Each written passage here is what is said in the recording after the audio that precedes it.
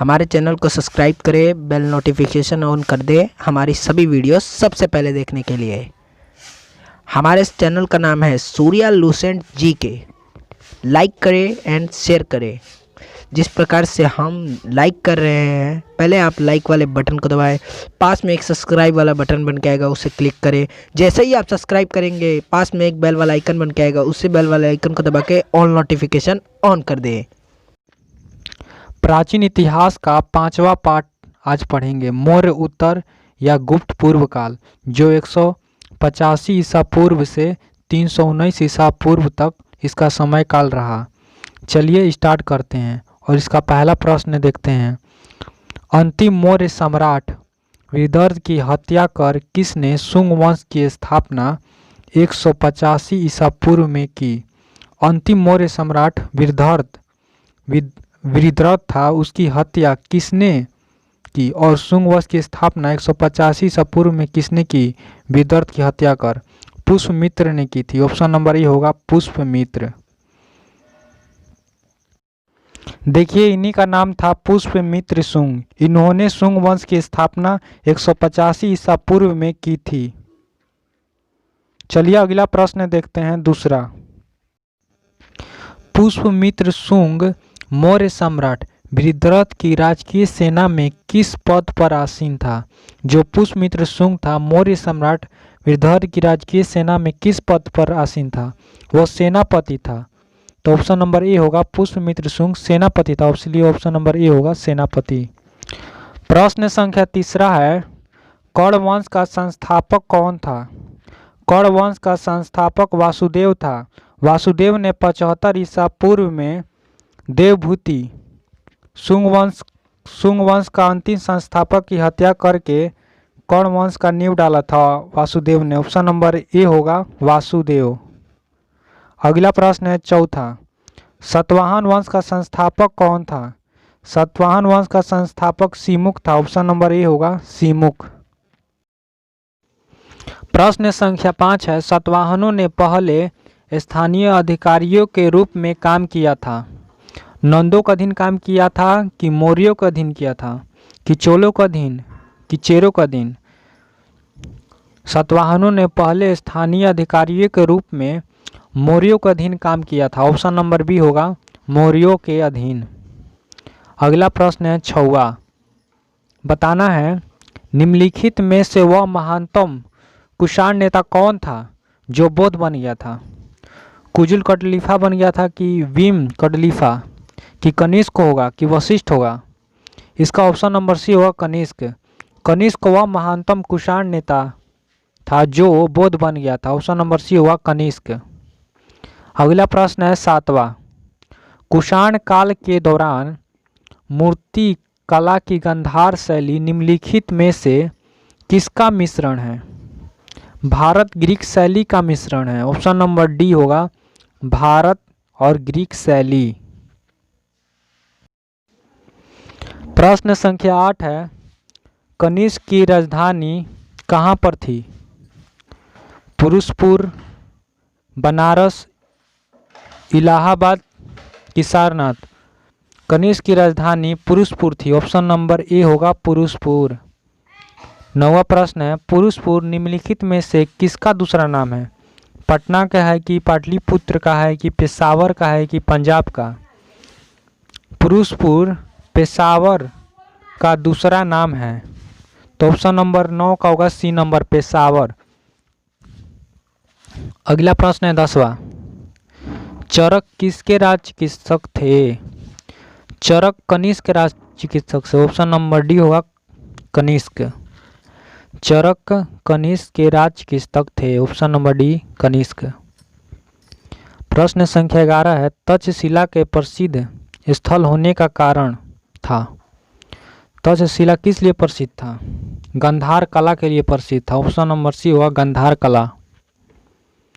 प्रश्न संख्या 12 है, भारत में सर्वप्रथम स्वर्ण मुद्राएं किसने चलाई?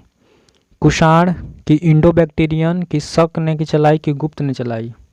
इंडो बैक्टीरियन ने चलाई थी। ऑप्शन नंबर बी होगा इंडो बैक्टीरियन। भारत में सर्वप्रथम स्वर्ण मुद्राएं इंडो बैक्टीरियन ने चलाई थी। इसलिए ऑप्शन नंबर बी होगा इंडो बैक्टीरियन। प्रश्न संख्या 13 है, किस संग्रहालय में कुषाण कालीन मूर्तियों का संग्रह अधिक मात्रा में है?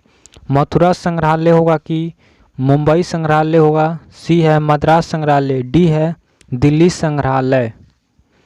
तो किस संग्रहालय में कुषाण कालीन मूर्तियों का संग्रह अधिक मात्रा में है? तो ऑप्शन नंबर ए होगा मथुरा संग्रहालय। मथुरा संग्रहालय में कुषाण कालीन मूर्तियों का संग्रह अधिक मात्रा में है, तो ऑप्शन नंबर ए होगा मथुरा संग्रहालय। अगला प्रश्न है 14, निम्नलिखित में से किसने सोने के सर्वाधिक शुद्ध सिक्के जारी किए थे? ए दिया है कुषाण, कि बी होगा कि इंडो बैक्टीरियन, सी है शक, डी है गुप्त। तो इसका ऑप्शन नंबर ए होगा कुषाण। कुषाण ने सोने के सर्वाधिक शुद्ध सिक्के जारी किए, ऑप्शन नंबर ए होगा कुषाण। अगला प्रश्न है 15, सातवाहनों के समय में मुद्रा सर्वाधिक किस धातु के बने थे? सीसा का बना था कि प्रोटीन का बना था कि तांबा का कि स्वर्ण का? सातवाहनों के समय में मुद्रा सर्वाधिक सीसा धातु के बने, ऑप्शन नंबर ए होगा सीसा। अगला प्रश्न है 16, निम्नलिखित में से कनिष्क के समकालीन कौन थे? इसका ऑप्शन नंबर बी होगा नागार्जुन, अश्वघोष और वसुमित्र। कनिष्क के समकालीन थे नागार्जुन, अश्वघोष और Vasumitra, option number B Nagarjuna, अश्वघोष और वसुमित्र।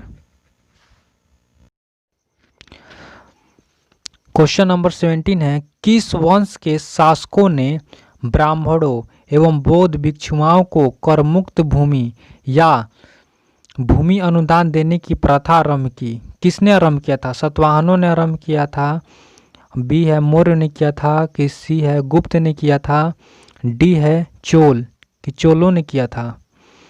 तो जल्दी कमेंट करके बताइए इसका क्या ऑप्शन नंबर होगा। इसका ऑप्शन नंबर ए होगा सातवाहन।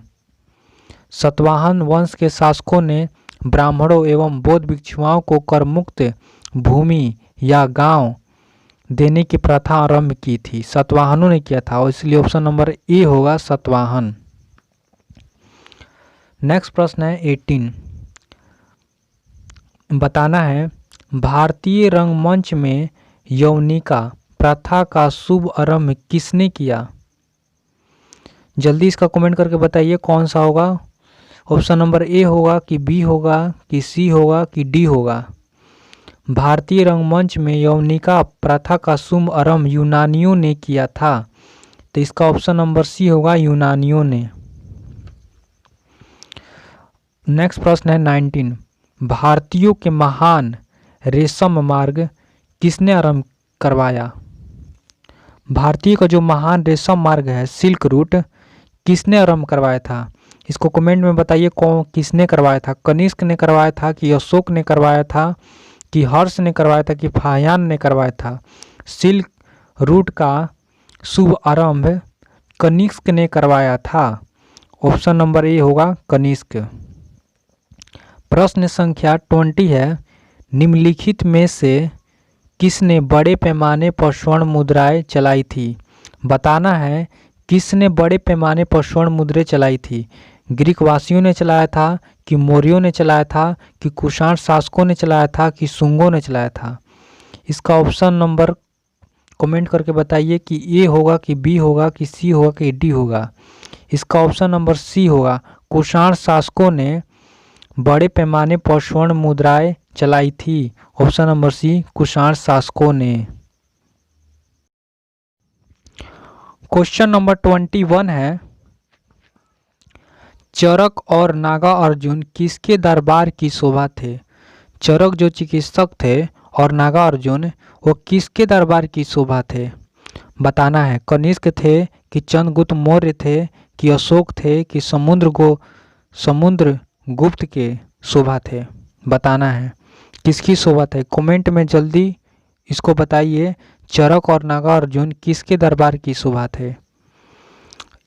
तो इसका ऑप्शन नंबर ए होगा कनिष्क। चरक और नागा अर्जुन कनिष्क दरबार की शोभा थे, ऑप्शन नंबर ए होगा कनिष्क।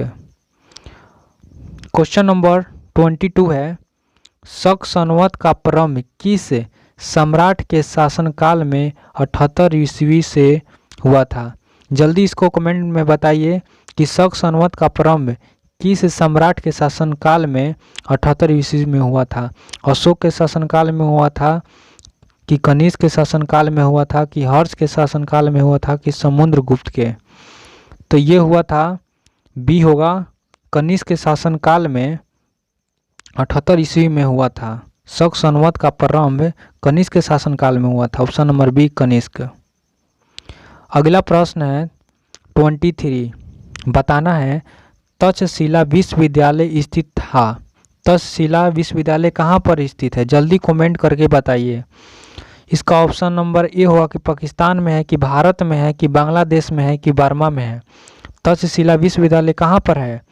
तो तक्षशिला विश्वविद्यालय पाकिस्तान में है। ऑप्शन नंबर ए होगा पाकिस्तान में। ध्यान रखिएगा, पाकिस्तान में तक्षशिला विश्वविद्यालय स्थित है, ना कि भारत में है।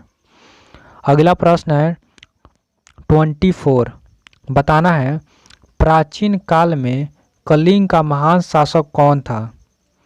बताइए कमेंट में कि प्राचीन काल में कलिंग का महान शासक कौन था? इसका ऑप्शन नंबर कौन सा होगा? अजातशत्रु होगा कि बिंदुसार होगा कि खारवेल होगा कि मयूर शर्मन होगा? तो प्राचीन काल में कलिंग का महान शासक खारवेल था। Option number C Kharavela. Next प्रश्न है 25, बताना है कुषाण काल में सबसे अधिक विकास किस क्षेत्र में हुआ है? कुषाण काल में सबसे अधिक किस क्षेत्र में हुआ है? धर्म के क्षेत्र में हुआ है कि कला के क्षेत्र में हुआ है कि साहित्य के क्षेत्र में हुआ है कि वास्तुकला के क्षेत्र में हुआ है? जल्दी से कमेंट करके बताइए इसका ऑप्शन नंबर कौन सा होगा? ए होगा कि बी होगा कि सी होगा कि डी होगा? तो इसका ऑप्शन नंबर डी होगा वास्तुकला। कुषाण काल में सबसे अधिक विकास वास्तुकला के क्षेत्र में हुआ है, तो ऑप्शन नंबर डी होगा वास्तुकला। क्वेश्चन नंबर 26 में बताना है सातवाहनों ने आरंभिक दिनों में अपना शासन कहाँ शुरू किया था? महाराष्ट्र में शुरू किया था कि सौराष्ट्र में किया था कि परिष्ठान में किया था कि आंध्र प्रदेश में किया था? इसको कमेंट में जल्दी से बताइए। सातवाहनों ने आरंभिक दिनों में अपना शासन आंध्र में शुरू किया था। ऑप्शन नंबर डी होगा आंध्र। क्वेश्चन नंबर 27 है, बताना है सातवाहन राज्य की राजधानी कहाँ पर थी? बताना है सातवाहन जो राज्य था उसकी राजधानी कहाँ पर थी? औरंगाबाद में थी कि पैठान या प्रतिष्ठान में था कि मदुरा में था? डी दिया गया है, इनमें से कोई नहीं। बताइए कमेंट में इसका आंसर बताइए क्या होगा। सातवाहन राज्य की राजधानी पैठान या प्रतिष्ठान में थी, तो ऑप्शन नंबर बी होगा पैठन या प्रतिष्ठान। नेक्स्ट प्रश्न है 28, बताना है निम्नलिखित में से कौन सा अभिलेख कलिंग नरेश खारवेल से संबंधित है? बताइए कौन सा होगा कमेंट में इसका आंसर। ए होगा कि हाथी गुफा कि जूनागढ़ होगा कि नानाघाट होगा कि नासिक होगा?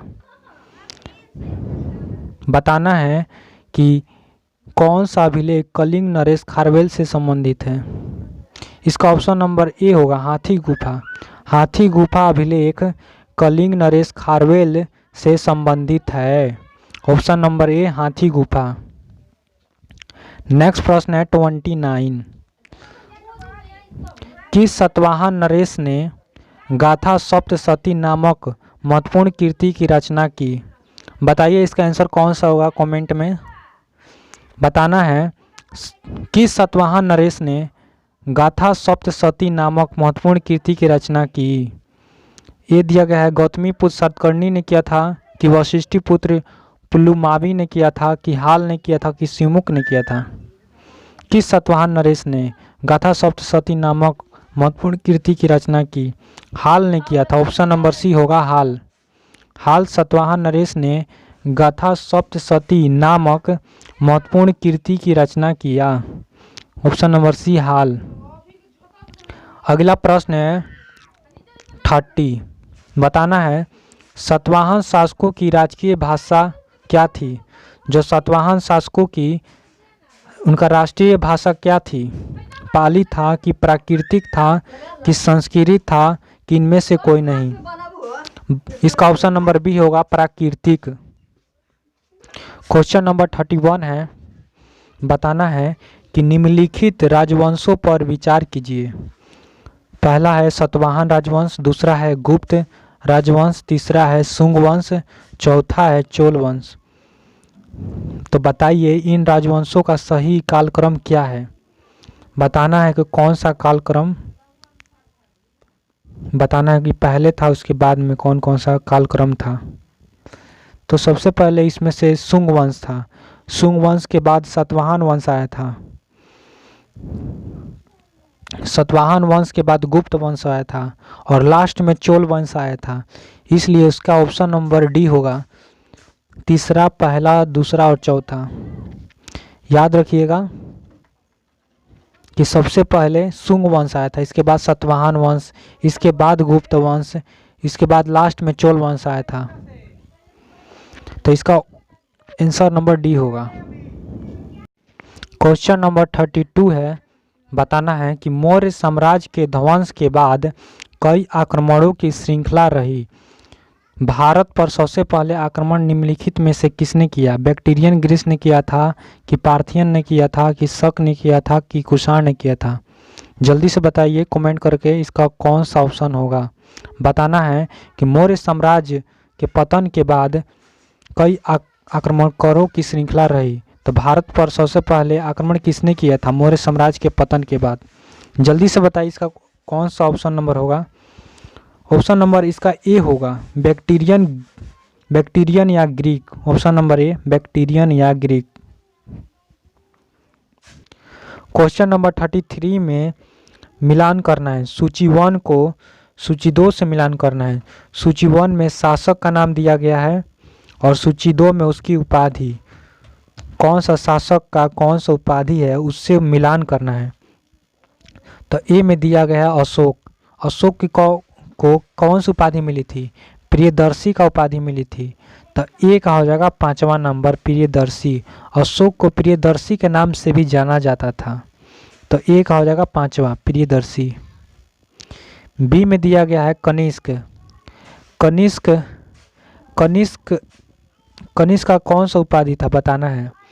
तो बी का हो जाएगा 4था नंबर, कनिष्क का उपाधि देवपुत्र की उपाधि मिली थी कनिष्क को। तो बी का हो जाएगा 4था नंबर, देवपुत्र। सी में दिया गया है खारवेल, खारवेल कलिंग का राजा था। तो खारवेल को कौन सा उपाधि मिली थी? खारवेल को कलिंग चक्रवर्ती की उपाधि मिली थी। तो सी का हो जाएगा 2रा नंबर, कलिंग चक्रवर्ती। डी में दिया गया है कुमारगुप्त, कुमारगुप्त गुप्त वंश का शासक था। इसने नालंदा विश्वविद्यालय की स्थापना इसी ने करवाया था, कुमारगुप्त ने ही। तो कुमारगुप्त को कौन सी उपाधि मिली थी? महेंद्रादित्य की उपाधि मिली थी कुमारगुप्त को।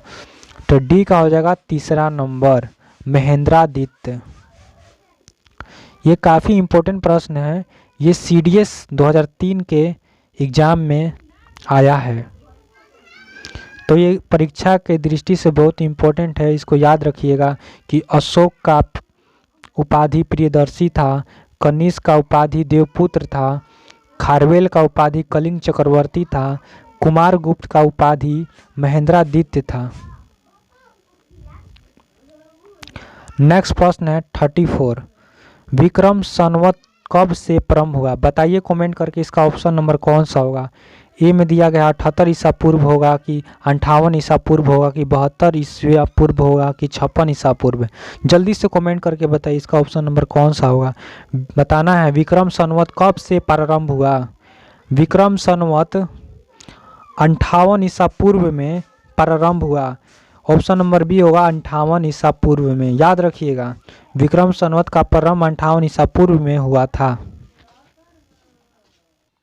क्वेश्चन नंबर 35 में मिलान करना है, सूची 1 को सूची 2 से मिलान करना है। सूची 1 में संवंतर दिया गया है और किस समय में उसका गणना हुआ है सूची 2 में दिया गया है। तो बताना है कि सूची 1 का सूची 2 से मिलान करना है। तो ए नंबर दिया गया है विक्रम संवंतर किस समय में उसकी गणना की गई थी? विक्रम संवत की गणना 58 ईसा पूर्व में किया गया था। तो एक हो जाएगा बी नंबर 58 ईसा पूर्व। बी है शक संवंतर की समय गणना कौन सा है बताना है, बताइए कौन सा है। बी का है तीसरा नंबर 78 ईस्वी। शक संवंतर 78 ईस्वी में ईस्वी समय से गणना हुआ। सी है गुप्त संवंतर कब आया, बताइए जल्दी से कमेंट में। गुप्त संवंतर 320 ईस्वी में आया, तो गुप्त संवंतर हो जाएगा सी का हो जाएगा दूसरा नंबर 320 ईस्वी। डी है कली संवत्सर। कली संवंतर कब आया? 3102 ईसा पूर्व में आया। 3102 ईसा पूर्व में कली संवंतर आया था, तो डी का हो जाएगा पहला नंबर। क्वेश्चन नंबर 36 है, बताना है कि मौर्यों के बाद दक्षिण भारत में सबसे प्रभावशाली राज्य था, कौन सा था? सातवाहन था, बी है कि पल्लव था, सी है चोल था, डी है चालुक्य था। जल्दी कमेंट कर में बताइए कि कौन सा इसका ऑप्शन होगा। मौर्यों के बाद दक्षिण भारत में सबसे प्रभावी राज्य सातवाहन था। ऑप्शन नंबर ए होगा सातवाहन। नेक्स्ट प्रश्न है क्वेश्चन नंबर 37, बताना है बुद्ध की खड़ी प्रतिमा निम्न में से किस काल में बनाई गई, किस काल में बनाया गया था? जल्दी से कमेंट में बताइए। ए है गुप्त काल में बनाया गया था, कि कुषाण काल में बनाया गया था, कि मौर्य काल में बनाया गया था, कि गुप्तोत्तर काल में बनाया गया था? तो इसका होगा बुद्ध की खड़ी प्रतिमा कुषाण काल में बनाई गई, तो ऑप्शन नंबर बी होगा कुषाण काल। नेक्स्ट प्रश्न है 38, बताना है शुंग वंश के बाद किस वंश ने भारत पर राज्य किया? शुंग वंश के बाद किसने राज किया था? जल्दी से कमेंट में बताइए। सातवाहनों ने राज किया था, कि कुषाण ने राज किया था, कि कर्ण ने राज किया था, कि गुप्त ने? ये बीपीएससी 2002 में आया, काफ़ी इम्पोर्टेंट प्रश्न है ये।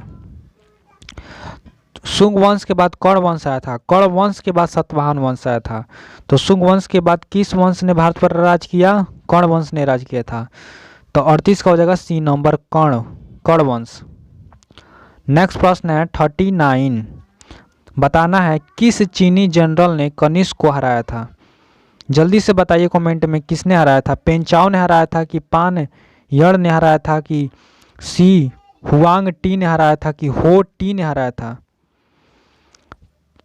पेंचाओ ने चीनी जनरल कनिष्क को हराया था। ऑप्शन नंबर ए होगा पेंचाओ। क्वेश्चन नंबर 14 में बताना है कि उत्तरी तथा उत्तरी पश्चिमी भारत में सर्वाधिक संख्या में तांबे के सिक्के को जारी किया था, किसने जारी किया था? इंडो ग्रीकों ने जारी किया था, कि कुषाणों ने जारी किया था, कि शकों ने जारी किया था, कि प्रतिहारों ने? कमेंट में बताइए इसका कौन सा ऑप्शन होगा। बताना है उत्तरी तथा उत्तरी पश्चिमी भारत में सर्वाधिक तांबे के सिक्कों को किसने जारी किया था? इसका ऑप्शन नंबर बी होगा कुषाणों ने। उत्तरी तथा उत्तरी पश्चिमी भारत में सर्वाधिक संख्या में तांबे के सिक्कों को कुषाणों ने जारी किया था। ऑप्शन नंबर बी कुषाणों ने। नेक्स्ट प्रश्न है 41 में दो कथन दिया गया है, कथन ए दिया गया है और कारण आर दिया गया है। तो कथन ए है कुषाण फारस की खाड़ी और लाल सागर से होकर व्यापार करते थे, सही है ये। कारण आर है उनकी सुसंगठित नौसेना उच्च कोटि की थी, ये कारण है? नहीं, ये कारण नहीं है, गलत है। तो इसका ऑप्शन नंबर कौन सा होगा? जल्दी से कमेंट में बताइए। इसका ऑप्शन नंबर सी होगा। ये सही है किंतु आर गलत है, ऑप्शन नंबर सी। नेक्स्ट प्रश्न है 42, जो कला शैली भारतीय और ग्रीक या यूनानी शैली का समीक्षण है उसे कहते हैं, क्या कहते हैं? शिखर कहते हैं, कि बेसर कहते हैं, कि गंधार कहते हैं, कि नागर कहते हैं? जल्दी से कमेंट में बताइए इसका कौन सा ऑप्शन होगा। शिखर होगा, कि बेसर होगा, कि गंधार होगा, कि नागर होगा? बताना है। जो कला शैली भारतीय और ग्रीक यूनानी का सम्मिश्रण है उसे गंधार कहते हैं। ऑप्शन नंबर सी होगा गंधार। क्वेश्चन नंबर 43 में बताना है कनिष्क बौद्ध धर्म की किस शाखा का अनुयायी था, किस शाखा का अनुयायी था जिसका प्रसार उसने मध्य एशिया व सुदूर पूर्व में किया था। बौद्ध धर्म की दो शाखाएं थी, एक हीनयान था एक महायान था। तो इसका बी और सी नहीं होगा, तो ए और बी में से होगा। जल्दी से कमेंट में बताइए हीनयान होगा कि महायान होगा। तो कनिष्क बौद्ध धर्म की महायान शाखा का अनुयायी था, तो ऑप्शन नंबर सी होगा महायान। नेक्स्ट प्रश्न है 44। कनिष्क के शासनकाल की सर्वाधिक महत्वपूर्ण घटना कौन सी थी? कमेंट में बताइए कौन सा ऑप्शन होगा, ए होगा कि बी होगा कि सी होगा कि डी होगा। बौद्ध धर्म का भारत से बाहर प्रसार, बी है जैन धर्म का पुनः उदय। कौन सी घटना थी? कनिष्क के शासनकाल की सर्वाधिक महत्वपूर्ण घटना कौन सी थी? चतुर्थ बौद्ध संगति थी कि गंधार शैली का विकास था? तो कनिष्क के शासनकाल की सर्वाधिक महत्वपूर्ण घटना चतुर्थ बौद्ध संगति थी। ऑप्शन नंबर सी होगा चतुर्थ बौद्ध संगति। नेक्स्ट प्रश्न है 45। बताना है प्राचीन भारत का महान व्याकरण पतंजलि किसका समकालीन था? कनिष्क के समकालीन था कि चंद्रगुप्त द्वितीय के समकालीन था कि गौतमी पुत्र सतकर्णी के समकालीन था कि पुष्यमित्र शुंग के समकालीन था? जल्दी से इसको कमेंट में बताइए। ये काफ़ी इम्पोर्टेंट प्रश्न है क्योंकि यह UPPCS 2010 में भी आया है, 11 में आया है, 2016 में भी आया है। तो परीक्षा में बहुत की दृष्टि से बहुत ये इम्पोर्टेंट प्रश्न है, इसको याद रखिएगा। इसका ऑप्शन नंबर डी होगा पुष्यमित्र शुंग। प्राचीन भारत का महान व्याकरण पतंजलि पुष्यमित्र शुंग के समकालीन था। ऑप्शन नंबर डी होगा पुष्यमित्र शुंग, याद रखिएगा पुष्यमित्र शुंग होगा इसका।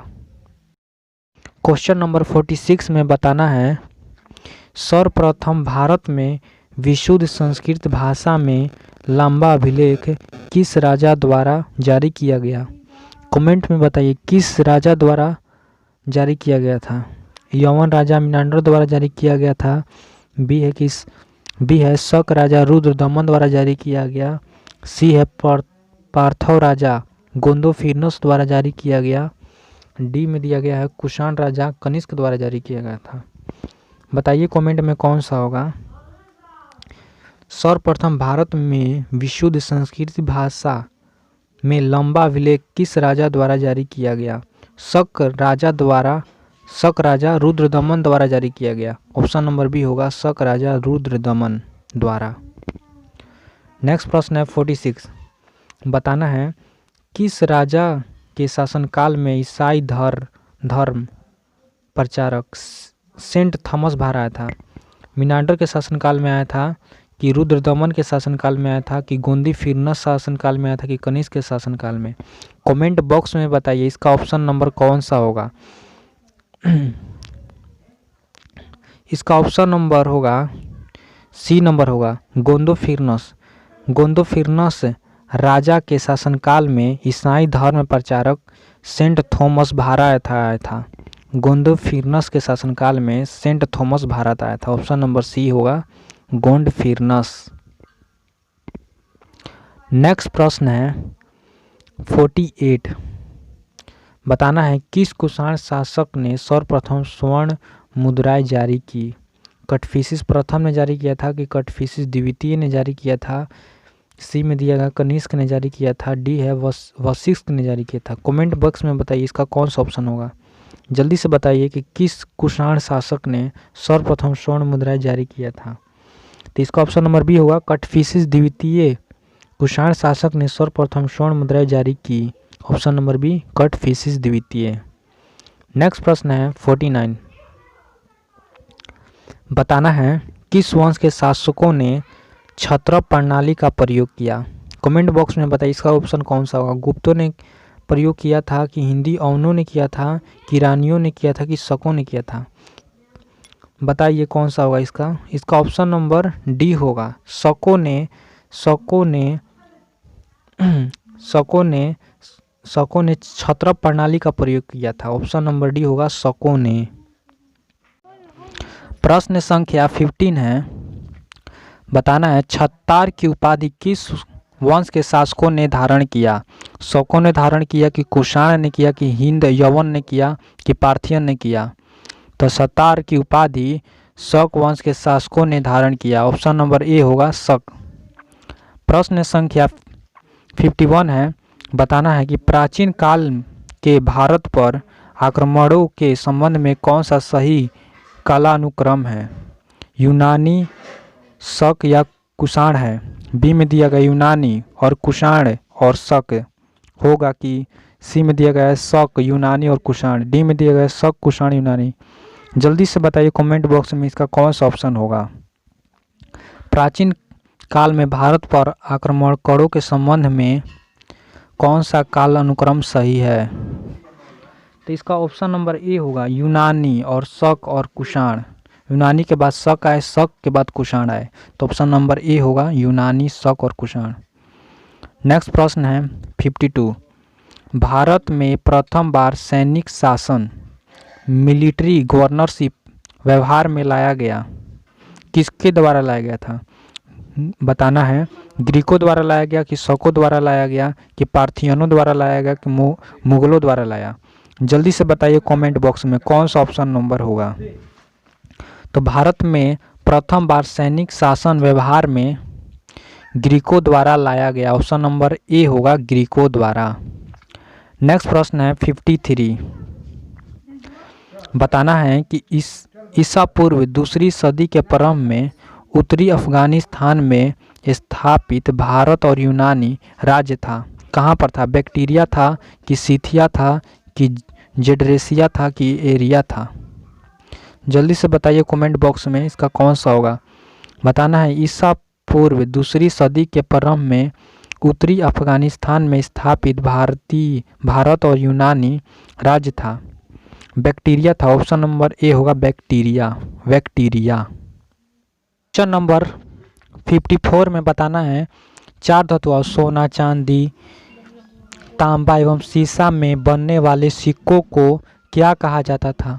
कमेंट बॉक्स में बताइए शतमान कहा जाता था कि निष्क कहा जाता था कि पल कहा जाता था कि करसापण कहा जाता था? जल्दी से कमेंट बॉक्स में बताइए इसका ऑप्शन नंबर कौन सा होगा।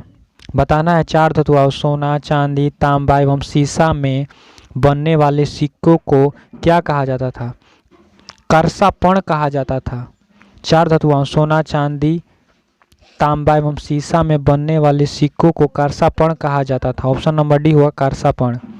नेक्स्ट क्वेश्चन है 55, सर्वप्रथम रोम के साथ किन लोगों का व्यापार प्रारंभ हुआ? इसका ऑप्शन नंबर कौन सा होगा? जल्दी से कमेंट में बताइए। कुषाणों का होगा कि तमिल एवं चेरो का प्रारंभ हुआ कि वाकाटकों का प्रारंभ हुआ कि शकों का प्रारंभ हुआ? इसका आंसर जल्दी बताइए कमेंट बॉक्स में कौन सा होगा। बताना है सर्वप्रथम रोम के साथ किन लोगों का व्यापार प्रारंभ हुआ? तो सर्वप्रथम रोम के साथ तमिलों एवं चेरो का व्यापार प्रारंभ हुआ था। ऑप्शन नंबर बी होगा तमिलों एवं चेरो का। क्वेश्चन नंबर 56 है मौर्योत्तर कालीन प्रमुख बंदरगाहों में कौन सत्य है? कौन सा सत्य बताना है? बर्बेरियक है कि बेरी गाजा जो भड़ौच में है कि वो है, सी में दिया गया अरिका मेडू है, डी में दिया गया कोचीन है? कौन सा है? तो इसका मौर्योत्तर कालीन प्रमुख बंदरगाहों में कोचीन असत्य है। ऑप्शन नंबर डी हुआ कोचीन। याद रखिएगा इसका ऑप्शन नंबर डी हुआ कोचीन। नेक्स्ट प्रश्न है 57, बताना है निम्न में से कौन सा स्थान को पेरिप्लस ऑफ द इरीथ्रियस सी में पोडुके नाम से संबोधित किया गया है? किसको किया गया है? कौन से स्थान को किया गया है पोडुके नाम से संबोधित? बेरीगाजा को किया गया है कि अरिकामेडू को किया गया है कि बारबेरिकम को किया गया है कि इनमें से कोई नहीं होगा? बताइए कौन सा होगा इसका। 57 का होगा बी नंबर होगा, अरिकामेडू होगा, B number Arikamedu. Next question है 58, बताना है कि मौर्य उत्तरकाल में किसने भारत में हिंदू और यूनानी राज्य की स्थापना की। किसने हिंदू यूनानी राज्य की स्थापना की थी? डेमेट्रियस ने किया था, कि मिनांडर ने किया था, कि मिथ्राडेटस ने किया था, कि गोंडा फर्निस ने किया था? इसका कौन सा ऑप्शन होगा बताइए? 58 का कौन सा ऑप्शन होगा? मौर्य उत्तरकाल में डेमेट्रियस ने भारत में हिंद और यूनानी राज्य की स्थापना की थी। तो ऑप्शन नंबर ए होगा डेमेट्रियस। अगला प्रश्न है 59। बताना है कि निम्नलिखित में से किसने अपने जीवन के उत्तरार्ध में अपने पुत्र की हाथों में राजसत्ता सौंप कर बौद्ध भिक्षुक हो गया था? कौन हो गया था? अपने पुत्र को सारी संपत्ति देकर कौन बौद्ध भिक्षुक हो गया था? कटफिसिस द्वितीय हो गया था, कि डेमेट्रियस हो गया था, कि मिनांडर हो गया था, कि कनिष्क हो गया था? इसका बताइए कौन सा ऑप्शन नंबर होगा? 59 होगा सी नंबर, मिनांडर। मिनांडर शासक ने अपने जीवन के उत्तरार्ध में अपने पुत्र के हाथों में राजसत्ता सौंप कर बौद्ध भिक्षुक बन गया था, मिनांडर बन गया था। ऑप्शन नंबर सी होगा मिनांडर। क्वेश्चन नंबर 16 है। बताना है कि कुषाणों का संबंध था किससे था? सिथियन जनजाति से था, बी में दिया गया कि पार्थियन से था, सी में दिया गया है चीन के यूची जनजाति से था, डी में दिया गया इनमें से कोई नहीं। किससे संबंधित था? इनमें से कोई नहीं होगा, बताइए। कुषाणों का संबंध किससे था? कुषाणों का संबंध चीन के यूची जनजाति से था। ऑप्शन नंबर सी होगा चीन के यूची जनजाति से। नेक्स्ट क्वेश्चन है 61। बताना है कि निम्नलिखित में से कौन कनिष्क के बौद्ध होने के लिए उत्तरदायी था? बताइए कौन सा ऑप्शन होगा? वसुमित्र होगा, कि अश्वघोष होगा, कि नागार्जुन होगा, कि बाणभट्ट होगा? 61 का कौन सा होगा? अश्वघोष होगा। अश्वघोष कनिष्क के बौद्ध होने के लिए उत्तरदायी था, अश्वघोष था। ऑप्शन नंबर बी होगा अश्वघोष। नेक्स्ट क्वेश्चन है 62। 62 में मिलान करना है, सूची 1 को सूची 2 से मिलान करना है। कौन सा किससे संबंधित है ये बताना है हमको।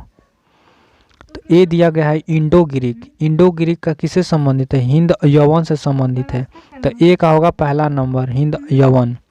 बी दिया गया है शक। शक का संबंध सिथियन से है, तो बी का हो जाएगा दूसरा नंबर। सी है पार्थो। पार्थो का संबंध किससे है? पार्थो का संबंध पहल्लव से है, तो सी का हो जाएगा तीसरा नंबर पहल्लव। क्वेश्चन नंबर 63 है। 63 में सूची 1 को सूची 2 के साथ मिलाना है। सूची 1 में राज्य दिया गया है और सूची 2 में उसकी राजधानी से मिलान करना है। तो शुंग की राजधानी क्या होगा? शुंग की राजधानी विदिशा है, तो ए का हो जाएगा 1 विदिशा। बी दिया गया है चैदी। चैदी की राजधानी कलिंग है। चैदी की राजधानी कलिंग है, तो बी का हो जाएगा दूसरा नंबर कलिंग। सी में दिया गया है सतवाहन। सतवाहन का राजधानी प्रतिष्ठान है या पैठन है, तो सी का हो जाएगा तीसरा नंबर प्रतिष्ठान या पैठन। डी में दिया गया कुषाण। कुषाण की राजधानी पुरुषपुर या पेशावर है, तो डी का हो जाएगा चौथा नंबर कुषाण का हो जाएगा पुरुषपुर या पेशावर। नेक्स्ट क्वेश्चन है 64। बताना है रोमन साम्राज्य के अनुसरण पर किस वंश के शासकों ने केसर सीजर की उपाधि ग्रहण की? हिंद और यवन ने ग्रहण किया था, कि शक ने किया था, कि कुषाण ने किया था, कि सतवाहन ने किया था? बताना है इसमें कौन सा होगा, बताइए कौन सा होगा इसका ऑप्शन नंबर। इसका होगा रोमन साम्राज्य के अनुसरण पर कुषाण वंश के शासकों ने केसर की उपाधि ग्रहण की, तो ऑप्शन नंबर सी होगा कुषाण। क्वेश्चन नंबर 65 में बताना है निम्नलिखित में से किसका निर्माण शुंग काल में हुआ? भरहुत का स्तूप का निर्माण हुआ था, कि सांची स्तूप की वेदिका और तोरण द्वार का हुआ था, कि भाजा स्तूप का हुआ था, कि डी है उपयुक्त सभी? बताइए कौन किसका निर्माण हुआ था? तो भरभत का स्तूप, सांची स्तूप की विदिका और तोरण द्वार भाजा स्तूप का निर्माण शुंग काल में हुआ था। तीनों का निर्माण हुआ था, इसलिए ऑप्शन नंबर डी होगा उपयुक्त सभी का निर्माण शुंग काल में हुआ था। नेक्स्ट क्वेश्चन है 66। सतवाहन नरेश हाल के समकालीन गुणाढ्य ने किस प्राकृतिक ग्रंथ की रचना की? बृहद कथा की रचना की थी, कि बोध चरित की रचना की थी, कि लीलवे ने की थी, कि सतसई ने की थी? किस प्राकृतिक ग्रंथ की रचना की थी? बताइए कौन सा होगा इसका ऑप्शन नंबर, कमेंट बॉक्स में इसका बताइए कौन सा ऑप्शन नंबर होगा। 66 का कौन सा होगा? सतवाहन नरेश हाल के समकालीन गुणाढ्य ने बृहद कथा प्राकृतिक ग्रंथ की रचना की। ऑप्शन नंबर ए होगा बृहद कथा। नेक्स्ट क्वेश्चन है 67। बताना है निम्नलिखित कथनों पर विचार कीजिए। पहला कथन दिया गया, सतवाहन शासक बौद्धों पर अत्याचार करते थे, ये गलत कथन है। पुष्यमित्र शुंग बौद्धों को संरक्षण देते थे, ये भी गलत है। तीसरा कथन है, बोध गया में शशांक ने बोधि वृक्ष को काट दिया था, ये कथन सही है। तो बताना है इनमें से कौन सा और कौन सा सही है, कौन सा गलत है। तो इसमें केवल तीसरा सही है। बोध गया में शशांक ने बोधि वृक्ष को काट दिया था, यह कथन सही है, इसलिए ऑप्शन नंबर डी होगा केवल 3। क्वेश्चन नंबर 68 में बताना है निम्नलिखित में से किस अभिलेख में चंद्रगुप्त मौर्य और अशोक दोनों का उल्लेख किया गया है? किस अभिलेख में किया गया है बताइए कौन सा ऑप्शन होगा, ए होगा, बी होगा, सी होगा कि डी होगा? ए में दिया गया है गौतमी पुत्र सातकर्णी का नासिक अभिलेख, बी है महाक्षत्रप रुद्रदमन जूनागढ़ अभिलेख, सी है अशोक का गिरनार अभिलेख, डी है स्कंदगुप्त जूनागढ़ अभिलेख। तो बताइए कौन सा ऑप्शन नंबर होगा। बताना है किस अभिलेख में चंद्रगुप्त मौर्य और अशोक दोनों का उल्लेख मिलता है। महाक्षत्रप रुद्रदमन एवं जूनागढ़ अभिलेख में चंद्रगुप्त मौर्य और अशोक दोनों का उल्लेख मिलता है, इसलिए ऑप्शन नंबर बी होगा महाक्षत्रप रुद्रदमन का जूनागढ़ अभिलेख। नेक्स्ट क्वेश्चन है 69। बताना है कि प्राचीन भारत में निम्न में से किस एक ने नियमित रूप से सोने के सिक्के चलाए थे? किसने चलाया था? जल्दी से बताइए कौन सा होगा कमेंट बॉक्स में। सतवाहनों ने चलाया था, कि शक ने चलाया था, कि कुषाण ने चलाया था, कि पार्थियों ने चलाया था? तो इसका ऑप्शन नंबर कौन सा होगा? इसका ऑप्शन नंबर सी होगा कुषाण। प्राचीन भारत में कुषाण ने नियमित रूप से सोने के सिक्के चलाए। 69 कुषाणों ने नियमित रूप से सोने के सिक्के चलाए थे, इसलिए ऑप्शन नंबर सी होगा कुषाण। नेक्स्ट क्वेश्चन है 17। बताना है कलिंग नरेश खारवेल किस वंश से संबंधित था? चैदी वंश से संबंधित था, कि कदम वंश से संबंधित था, कि हर्यक वंश से संबंधित था, कि कलिंग से संबंधित था? जो कलिंग नरेश खारवेल किस वंश से संबंधित था? चैदी वंश से संबंधित था। ऑप्शन नंबर ए होगा चैदी वंश, क्योंकि चैदी की राजधानी कलिंग थी। अगला प्रश्न है 71।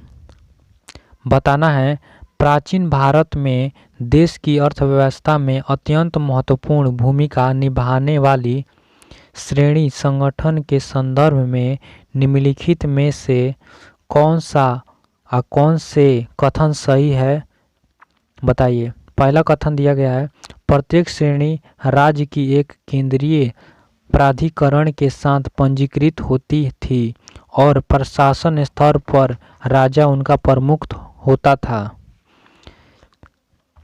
बताना है यह कथन गलत है, पहला कथन गलत है। दूसरा कथन दिया गया है श्रेणी की वेतन काम करने के नियमों एवं मानकों और कीमतों को सुनिश्चित करनी थी, यह कथन सही है। तीसरा कथन दिया गया श्रेणी का अपने सदस्यों पर न्यायिक अधिकार होता था, तीसरा भी सही है। इसलिए 71 का ऑप्शन नंबर सी होगा, केवल दूसरा और तीसरा सही है, पहला गलत है। और यहाँ पर प्राचीन इतिहास का चैप्टर नंबर 5 मौर्य उत्तर या गुप्त पूर्व काल जो 185 ईसा पूर्व से 319 ईसा पूर्व तक चला समाप्त होता है। इसमें कुल 71 प्रश्न हैं। मेरा ऐसा ही वीडियो देखने के लिए मेरे चैनल सूर्या लुसेंट जीके को सब्सक्राइब करें और लाइक करें और ज़्यादा से ज़्यादा शेयर करें। और कमेंट में पूछ सकते हैं कि कौन सा और कोई सा भी प्रश्न में दिक्कत हो तो कमेंट में पूछ सकते हैं। फिर मिलेंगे अगले वीडियो में। तब तक के लिए नमस्कार, जय हिंद, जय भारत।